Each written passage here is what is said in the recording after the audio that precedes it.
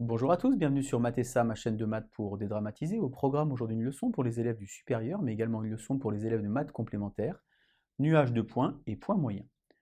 On est donc dans la partie statistique inférentielle avec la donnée d'une série statistique à deux variables quantitatives discrètes, comme par exemple sur la partie droite du tableau, il y a donc une série x et une série y, et lorsque vous prenez une valeur pour x et une valeur pour y, par exemple 150, 130, eh bien ça vous forme un couple que vous allez pouvoir représenter dans un repère. On a donc par exemple ici x1, y1, x2, y2, x3, y3, et ainsi de suite. On a donc ici un nuage de points qui correspond finalement à tous les points de la série statistique qui est là-bas. Et donc en fait, ce qui nous intéresse, c'est existe-t-il une dépendance entre les valeurs xi et yi prises par les deux variables? Alors ici, on voit une belle patate, a priori, il n'y a pas de dépendance.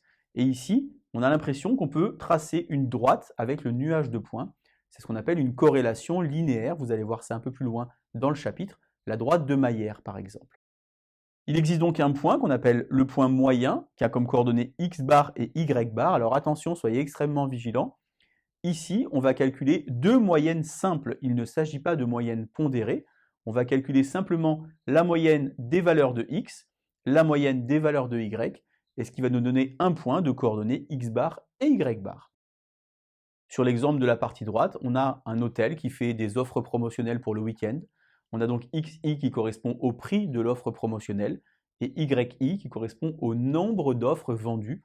Et on aimerait bien savoir, par exemple, s'il y a un lien entre le prix et le nombre d'offres vendues. C'est la raison pour laquelle on va construire le nuage de points. Alors on va le faire avec une calculatrice, vous allez voir. D'abord, on va déjà calculer le point moyen. Pour calculer le point moyen, il faut donc ajouter les valeurs qui sont ici. On a donc 5 valeurs. Lorsqu'on ajoute ces 5 valeurs ici et qu'on divise par 5, on obtient donc x bar 210. De la même manière, pour trouver y bar, on ajoute les 5 valeurs qui sont ici, on divise par 5 et on obtient 93. On a donc ici un point moyen qui vaut 210 et 93. Vous verrez dans des prochaines leçons, par exemple, que le point moyen appartient à la droite de Mayer. On va donc prendre la calculatrice, je vais vous insérer comme d'habitude une capture d'écran pour construire le point moyen. Je vais la mettre, une fois n'est pas coutu, en bas pour que vous puissiez avoir ici le tableau. Donc je vous rappelle que lorsqu'on travaille avec la calculatrice, toujours il faut nettoyer les listes. On va donc faire seconde plus quatrième ligne, c'est-à-dire en fait effacer toutes les listes. On va alors sur statistiques, statistiques éditées, et on va rentrer nos listes. Attention, sur la calculatrice, les listes sont verticales, alors que nous, le tableau, les donne de manière horizontale. Première valeur donc 150, puis 180, puis 200, 250, et enfin pour la dernière valeur, 270. Lorsque j'appuie sur Entrée, la calculatrice écrit L16, elle attend la sixième valeur, qui n'arrivera jamais puisque dans ma liste X, il n'y a que 5 valeurs. Je bascule maintenant dans L2, 130, puis 111,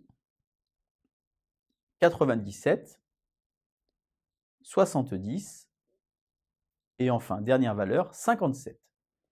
Naturellement, dans les deux listes L1 et L2, il faut le même nombre d'éléments. Si ce n'est pas le cas, la calculatrice va vous renvoyer une erreur.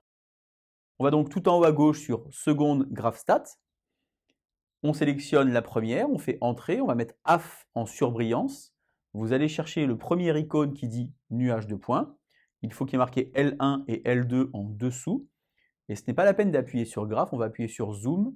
Et sur la dernière ligne des zooms, il y a marqué Zoom 9, ça veut dire Zoom Stat. La calculatrice va vous adapter votre écran aux valeurs de vos listes. Lorsque vous appuyez sur Zoom 9 Entrée, on obtient donc ici le nuage de points qui laisse suggérer un ajustement affine, c'est-à-dire en fait une droite qui va passer par l'ensemble des points ou à peu près. Donc vous voyez, le nuage de points, c'est relativement simple. On va surtout enchaîner directement avec la droite de Mayer et la droite de régression linéaire pour voir la corrélation entre les deux variables statistiques. Allez, à vous de jouer! Bonne journée sur Mathessa. À bientôt!